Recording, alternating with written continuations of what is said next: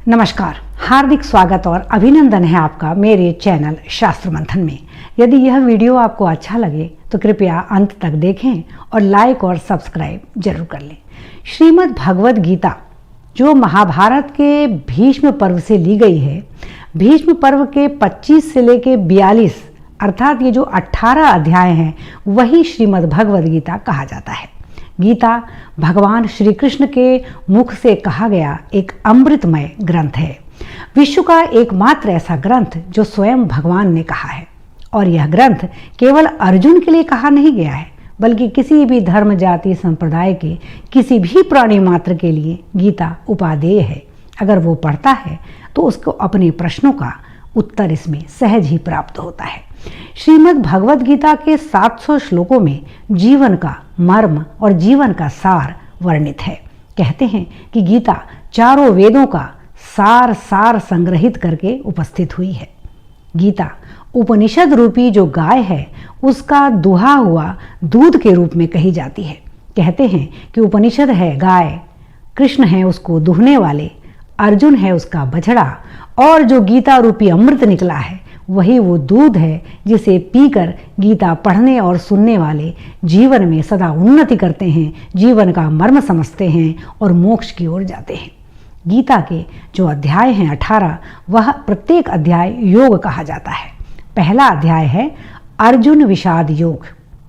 गीता की ये विशेषता है कि गीता में ज्ञान, योग, कर्म, धर्म और जीवन का मर्म सब कुछ एक साथ वर्णित है। क्योंकि यदि हम ब्रह्म सूत्र को पढ़ें तो हमें केवल ज्ञान प्राप्त होगा, पुराणों को पढ़ें विशेषकर भागवत पुराण को तो केवल भक्ति को हम जानेंगे। उसी तरह यदि योग शास्त्र को, योग सूत्र को पढ़ें तो केवल योग को जानेंगे। पर यदि योग, भक्ति, कर्म, धर्म और जीवन का मर्म समझना है तो हमें श्रीमद् भगवद गीता को बहुत ही निकट से जानना होगा। तो श्रीमद् भगवद गीता का जो पहला अध्याय है उसका नाम है अर्जुन विषाद योग, यानी अर्जुन को जो विषाद हुआ था उससे ही ये गीता प्रारंभ हुई है। गीता के पहले अध्याय के 47 श्लोक हैं और इन श्लोकों में वस्तुतः जीवन का मर्म वर्णित है। अर्जुन जब देखता है कि दोनों विशाल सेनाओं के मध्य खड़ा होकर कि अरे मैं जिससे लड़ रहा हूँ वो तो सारे हमारे रिश्तेदार हैं, अपने ही चाचा, ताऊ, नाना, दादा जैसे व्यक्ति हैं, इन सब से युद्ध करके मैं जीवन में क्या पाऊंगा? ऐसे में तो स्वर्ग का राज्य भी मेरे लिए बेकार हो जाएगा। मैं क्यों लड़ूं? लड़कर अपने ही लोगों को मार के क्यों मैं पाप का भागी बनूं? अर्जुन के मन में विषाद, नकारात्मकता और नैराश्य बिल्कुल घर बना लेते हैं और वो श्री कृष्ण को कहते हैं कि मैं युद्ध नहीं करूंगा क्योंकि मैं अपने ही रिश्तेदारों को नहीं मारूंगा। गीता के प्रथम अध्याय का प्रारंभ धृतराष्ट्र के उस प्रश्न से हुआ है जिसमें वो संजय को पूछते हैं कि इस धर्म क्षेत्र कुरुक्षेत्र में मेरे और पांडवों के पुत्र जो युद्ध करने के लिए उत्सुक हुए हैं उनके बीच में क्या हो रहा है, हे संजय हमें बताइए। तब संजय युद्ध का वर्णन करते हुए बताते हैं कि दोनों सेनाएं आमने सामने खड़ी हैं, डटी हैं और मध्य में सेना के अर्जुन अपने सारथी श्री कृष्ण के साथ खड़े हैं, लेकिन वो कुछ न कुछ बात बोल रहे हैं श्री कृष्ण से और बेहद विषाद में पड़े हैं।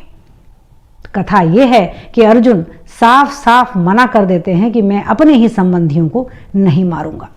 गीता का ये प्रथम अध्याय देखने में तो बिल्कुल छोटा और छोटे से तथ्य के साथ है कि अर्जुन ने अपने संबंधियों को अपने शत्रु के रूप में देखा और उनके हृदय में एक विषाद, एक नैराश्य उत्पन्न हुआ, उन्होंने युद्ध करने से मना कर दिया।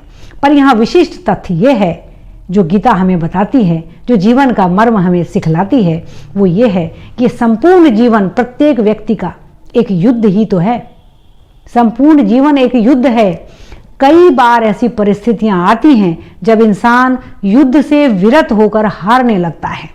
मन के विपरीत कार्य करने पर उसके शरीर की, मन की दशा विचलित हो जाती है। वह नैराश्य के सागर में डूबने उतरने लगता है, उसका मन विचलित हो जाता है, वो अपना धैर्य खोने लगता है और ऐसे में व्यक्ति हताश हो जाता है और रिश्ते, नाते, संबंध आदि इतने गहरे हो जाते हैं कि उसके ऊपर हावी हो जाते हैं और वो त्राहिमाम कर उठता है कि इस जीवन युद्ध को मैं कैसे लड़ूं, और वो ईश्वर को शरणागत रूप में ईश्वर को सरेंडर करता है और तब शुरू होती है ईश्वर की कृपा। यही है प्रथम अध्याय का सार।